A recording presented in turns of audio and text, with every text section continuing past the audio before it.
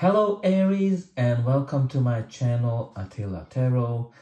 This is your December reading in the areas of love and relationship. So we're going to take a look at what kind of energies you can expect so you can navigate them as they come. But before we jump into it, December is a special month for me because this is my birth month. It is also the month of the most beautiful holiday for me, which is Christmas. As a gift to you for being here, you will be able to win a personal reading with me. The only thing you have to do is simply like this video and enter into the comment section. My dream is coming true.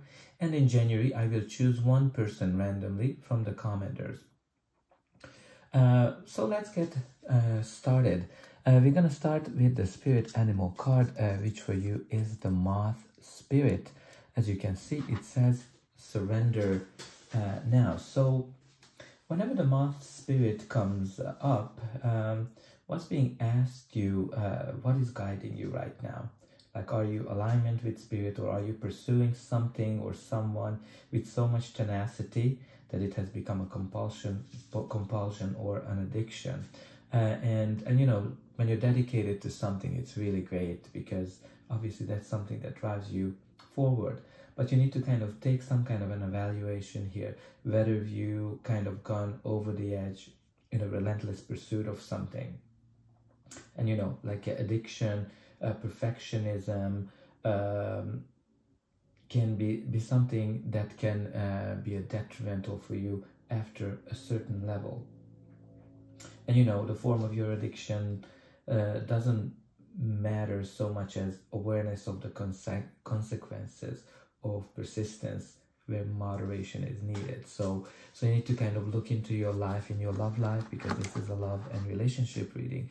What is there you need to need moderation? Are you pursuing something, somebody relentlessly that's kind of became an obsession, an addiction for you?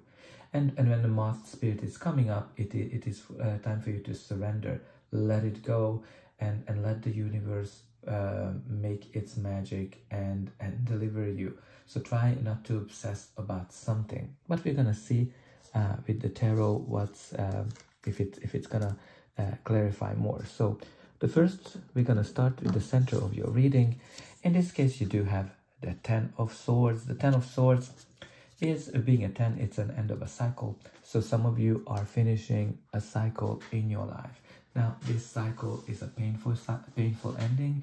This is kind of like, definitely can be a center of this reading, an ending of a relationship, an ending of a cycle, something that was very painful for you. It can be an ending of a painful relationship where things went sour, like, you know, backstabbing, cheating, pretty much everything that you can get. But it can be also be an ending of an era in your love life. So maybe if you're single, you are leaving that behind. There's something that you're leaving behind, and you're moving towards your future, your progress. Because you know, the Ten of Swords, definitely darkness is in this card, in a sense that you might be feeling down, you might be feeling pretty much like hitting the rock bottom. But this card kind of always tells you that the only way is up, and the sun will shine for you again. Like you can see it in the background that the sun is already coming up. And generally this card indicates a blessing in the skies, when you know something is ending for you, and you're going to be able to see it later, why things happened the way they happened. But let's see what other messages we have here. Your reading starts with the Knight of Pentacles. The Knight of Pentacles, being a court card, can be a person, can be your energy, or just the general energy of the card. Knights generally indicate some kind of an action. This knight is somebody who is very slow, very faithful, very reliable, somebody who you can trust on, somebody you can rely on. He always delivers the results, whatever he promises, whatever he tells you to do, and he's very faithful. And this is kind of like a long-term energy. So a long-term relationship. If you are single, you might be attracting a long-term relationship in your life, or some of you might have gone through a long-term relationship that was there for you for quite a while, and that might have ended. But again, this is kind of, it can be also kind of like an offer of any kind. Like, for example, some of you might have bought a house together, or put some kind of an offer down, or moved in with each other, because it can indicate some kind of a real estate as well. Then the next we have here is the Four of Cups. And again, like, you know, offer can be anything in a sense that may be an invitation for a date, or maybe an invitation for a relationship. Because the Four of Cups is kind of telling me that you were not necessarily super excited about this invitation, about this offer, about this opportunity, whatever was presenting you in terms of your love life. Like, as you can see, she's pretty bored. She's not necessarily seeing the value in terms of what's being offered to her. And she's kind of looking into the other direction. This kind of means a couple of things when we look at it from a love and relationship perspective. If you're single, you're kind of in this thought process that you're dreaming a lot. You're focusing on your dreams. You're focusing on what love could be. You're focusing on things that didn't go well with you in the past, and you're kind of in this spiral that because of the mindset you're in, you're not necessarily seeing the opportunities that are presented to you, and you're kind of realizing that, oh my god, this has been a great opportunity, once the opportunity has slipped through your fingers. So think about, like, this kind of asks you to be a little bit more aware of your surrounding, what kind of opportunities are presented to you. If you are in a relationship, it might be that you are kind of dreaming a lot about, or fantasizing a lot, what your relationship could be, what your partner should behave like, as opposed to appreciating it for what it is, what is the value it brings to you. So try to think about, if you're in a relationship, what kind of value that relationship brings to you, as opposed to what it should be, what it could be, because there's some kind of a value, some kind of an opportunity where you were not open to, where you didn't see the value. And the next we have here is the Eight of Swords. The Eight of Swords is the card that you are in your head, right? You're kind of thinking a lot, you're thinking day and night about something, and your thought process is actually not letting you to see clearly, right? You see her seeing herself bound by all these strings, and that's only in her head, right? That's kind of the message of this card, that you are kind of putting yourself in some kind of a prison, in a sense that you're not seeing a way out of a situation. Again, not seeing a way out of a situation can be anything. Some of you might be single and you don't know how to move on, how to get to the next level. Some of you might be in a relationship where you are not seeing the way out of it. Eight of Swords always kind of brings the attention to it, that there's a way out. You just need to let something go, right? Like you need to kind of a little bit convey back to the moth spirit as well, that maybe you're obsessed about something here. You're obsessed about how a relationship should be, how your partner should be, and you might need to let go of something for some of you. But now let's see what is the next card. The next card we have here is the Nine of Cups. The Nine of Cups is the card of happiness, joy, celebration, and wish fulfillment. Right, so you're definitely going towards your dreams, your wish fulfillment, because that's what the Nine of Cups is all about. Maybe something that you wished for, and you are going into that direction, right? Like the Knight of Pentacles is definitely going towards the Nine of Cups. One thing to consider as well, the Nine of Cups can be like very lusty as well.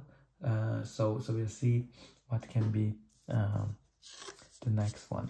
The next one we have here is the Devil. So the Devil is very similar to the Eight of Swords, in a sense that some of you are in a situation where you don't see a way out. Like that's what the devil is. You're kind of feeling trapped. You're feeling that you don't have a choice, but you always do have a choice. And again, like the devil is very addictive.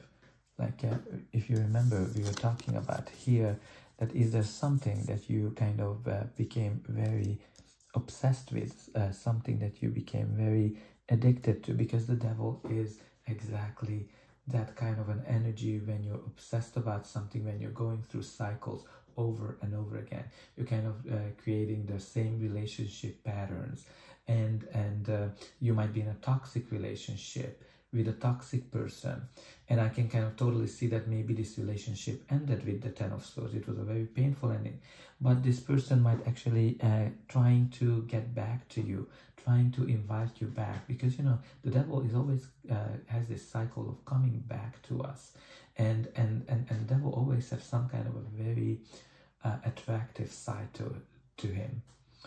Because like you know, otherwise we would be able to just let it go, and you know, you have here kind of this very lusty enjoyment type of energy. It can be food, it can be, I don't know, good sex, and there's something that kind of just keeps you going back. So again, we kind of talked about even with the Nine of Cups. The Nine of Cups is actually a great card, but with the surrender now, you need to kind of think about what is that you're addicted, what is that you are overdoing in your life, because the Nine of Cups can be the negative side effect of the Nine of Cups, when you're kind of overindulging in something, right? When you kind of love chocolate and you kind of eat the whole bar, when you kind of love eating and you just cannot stop. It can be also alcohol, drugs, like you know, the devil and the Nine of Cups. There's something that you love and you just can't stop having enough of it. But now let's see what's going to be the final outcome of this reading. But before that, please don't forget to like, share and subscribe if this reading helped you, because you can also help me to grow the channel and to make sure that more people get the message that they need, and you're gonna get the latest updates from me immediately. And don't forget to put into the comment section that my dream is coming true, because that will give you a chance to win a reading with me. And I'm always very happy to read in the comment what's going on in your life. What is this situation that you don't see the way out?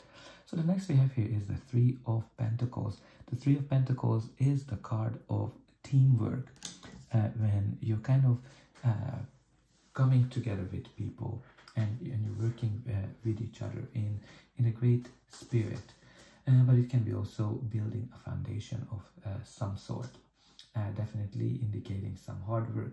So what kind of comes to me here is a couple of things. If you are single, and back to the devil, if you're single, can be a sign that maybe you're going through some relationships that are focusing on one-night stands and not necessarily having emotional connection. Three of Pentacles, back to it. So Three of Pentacles can be that you're working with people, right? So maybe if you're in a relationship, you are inviting like a therapist who should kind of help you to fix the problems you have. Or maybe if you're single as well, you are getting help from people to find love.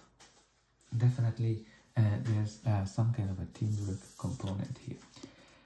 And the next we have here is, and it can be even that, like, you know, therapy as well, the Three of Pentacles in this sense. Maybe you go to a group therapy of some sort.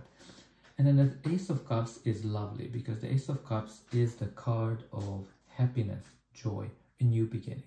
Right? So I'm very happy to see here for you that from the Ten of Swords energy, which was a very painful, you're actually able to go to the Ace of Cups, right? Like you can see that she's looking towards the Ace of Cups, which is kind of like a new beginning, a new chapter in your life. It can be also choosing self-love, right? Because the Ace of Cups is love, self-love, happiness, joy, and you're kind of so happy that you don't know whether you should cry or laugh from the joy you're feeling.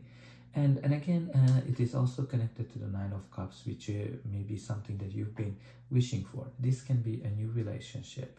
This can be that you're able to move on from a difficult time and you're choosing yourself. This can be a new chapter in a relationship, and you're starting fresh, you're starting new, and you're kind of regaining the happiness, the joy in your life. And the next we have here is the Eight of Wands. The Eight of Wands is a card of when things are moving fast, things are speeding up. Maybe some of you are going on a trip to recover. Maybe some of you are getting some messages. Some of you might experience that things are speeding up in your life. Maybe you have somebody who's coming in, and you can fall head over heels for this person, because the Eight of Wands can be the arrows of Cupid. Just, you know, make sure that you pay attention to signs in case some kind of a player comes into your relationships. But again, like the Eight of Wands is a positive advancement when you know things are evolving positively in our life. And it can be also that, you know, in an existing relationship, things are speeding up. And what we have here at the bottom of the deck is the Knight of Cups, which is lovely because this is the knight in shining armor. This is kind of like a romantic gesture, a romantic offer that comes to you. So just make sure that, you know, you're not trying to obsess about anything this time. Just let things happen as they should. So that's all I have for you. I hope that this reading helped you, and I'll be able to welcome you again.